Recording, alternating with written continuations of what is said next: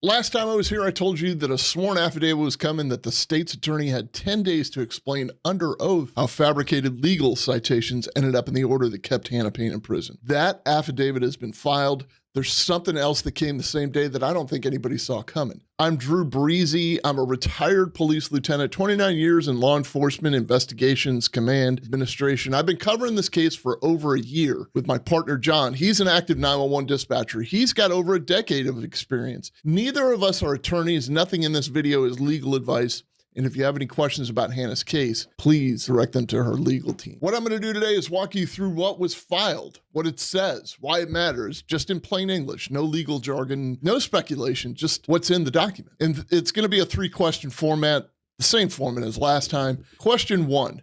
What did the affidavit actually say? Question 2, what did Andrew Fleischman file on the same day and why does that even matter? Question 3, how does all of this connect to the question the Supreme Court is actually trying to answer? We're in the due process phase now, so let's get into this. So question 1, what did the sworn affidavit actually say? When I left you last time, the Georgia Supreme Court had just identified 9 problems with the trial court's order. The written document that denied Hannah a new trial. That's a big deal. 4 citations to cases that didn't exist, 3 real cases where the quoted language was just made up, and 2 real cases that simply don't support what they were cited for. Now, the Chief Justice named them on record in open court, and the state's attorney, Deborah Leslie, was standing right there when it happened. She confirmed she had drafted the original version of that order. The court didn't accept that as an answer and they wanted more. They ordered a sworn affidavit, a written statement made under penalty of perjury explaining how this happened. And Leslie had 10 days to file it. She filed it. This is the real sworn document. Here's what it says in plain English. Leslie acknowledges that in preparing the proposed order for the trial court, she used AI-based research tools to identify legal cases that would support her arguments.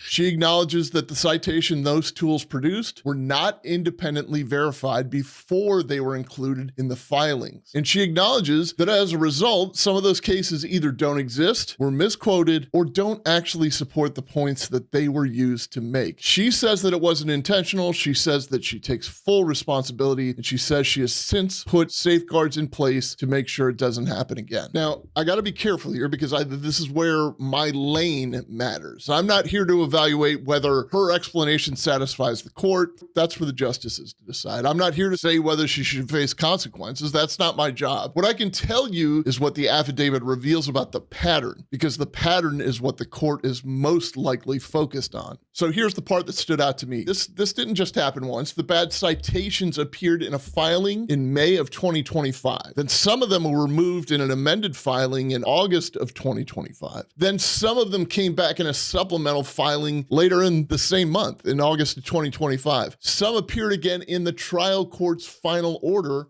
which was in September of 2025. That's a multi-month failure of independent verification. The affidavit addresses this. Leslie says the reintroduction of some of the citations was inadvertent, that she was working across multiple documents and didn't catch it. She says the AI tool produced a mix of accurate and inaccurate results because some of the results were legitimate. She mistakenly assumed that the rest were too. The court asked specifically about that pattern, why citations disappeared and then reappeared. The affidavit is the state's answer to that question. The courts are now going to decide whether it satisfies them or not. One more thing about the affidavit that I think is important. There's a moment in it where Leslie describes what the trial court's order was supposed to do. She said she was trying to provide a more detailed legal framework to support denying Hannah's motion for a new trial. She wanted to make the order stronger, and she said the intent was not to mislead the court. I believe her when she says that. I'm not questioning her intentions, but here's the thing, and this is something I understand from my own experience as an investigator. Intentions will never change outcomes. If a case is built on information that isn't accurate, the outcome of that case produced is compromised, regardless of why the information was wrong. That's not a moral judgment. That's just how evidence is supposed to work. The order denied Hannah a new trial. That order was built in part on legal authority that doesn't even exist. The court has now confirmed that, and the affidavit explains how it happened, and what happens next is up to the court. So question 2, Andrew Fleischman is Hannah's appellate attorney, and we ask, what did he file and why does it matter? The same day the state filed that affidavit, March 27, 2026, Andrew Fleischman filed something of his own. It's called a motion for direct supplemental production. That's a formal request asking the Supreme Court to order the state to produce additional documents. And here's what triggered it. After the hearing, a news article reported that DA Tasha Mosley, who is the district attorney who oversees the office that prosecuted Hannah, by the way, personally apologized to the trial court for Leslie's statements to the Supreme Court, and additionally, she apologized to Kenneth Herring's family. Andrew Fleischman saw that article. He contacted Mosley's office directly and asked whether that apology had been included in what the state produced to the Supreme Court. Now remember, the court had ordered production of all communications between counsel and the trial court regarding the proposed order. Mosley responded in writing. She confirmed that she had apologized,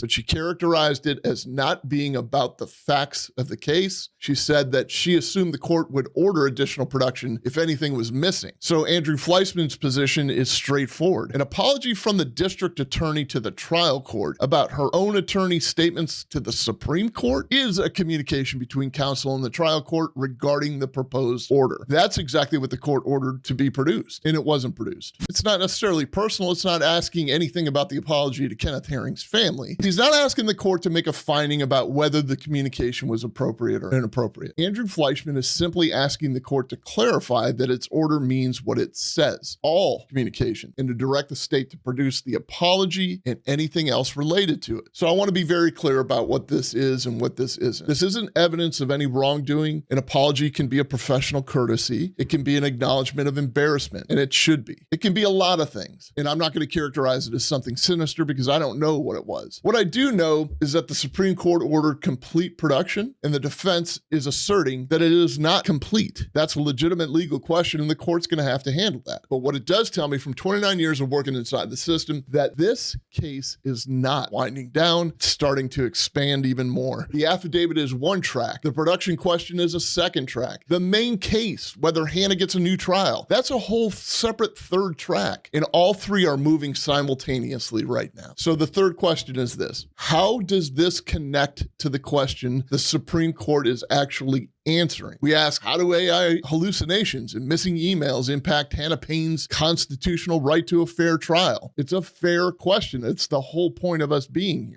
I said it in the hearing episode, and I want to say it again here because it's the most important thing to understand about this case at this stage. The Georgia Supreme Court is not deciding whether Hannah Payne is guilty or innocent. That's not the question in front of them. The question is whether her trial was fair. Very specifically, whether her trial attorney made legal mistakes serious enough that the jury never had the right tools to evaluate her defense. John and I spent 9 episodes documenting the difference between what was actually said in that 911 call and how it was characterized in that trial. The dispatcher said, quote, "We actually do not want you to chase him. We just want you to be safe," end quote. The prosecution told the jury that the dispatcher said, quote, "We advise that you do not chase or follow," end quote. Those are not the same words. They don't carry the same meaning. And the prosecution used the written transcript instead of the audio recording, which stripped the tone, the context, and the overlap out of the entire conversation. So in both phases, the official written record fails to match the reality of what actually occurred. So the pattern was there from the beginning, the record not matching the official account of the record.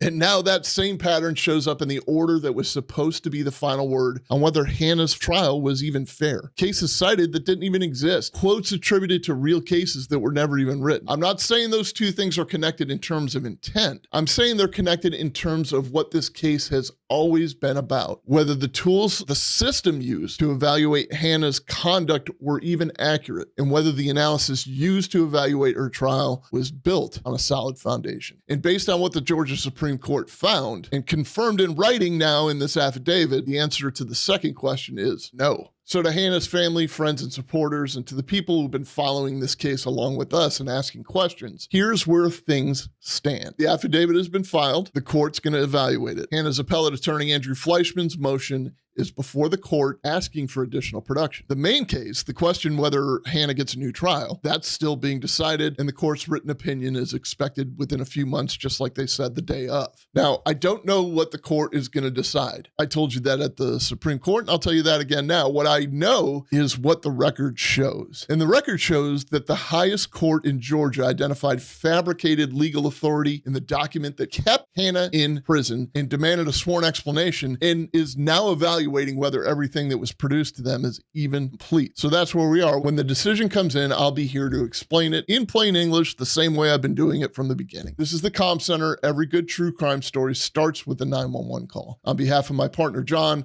I'm Drew. Thank you for watching.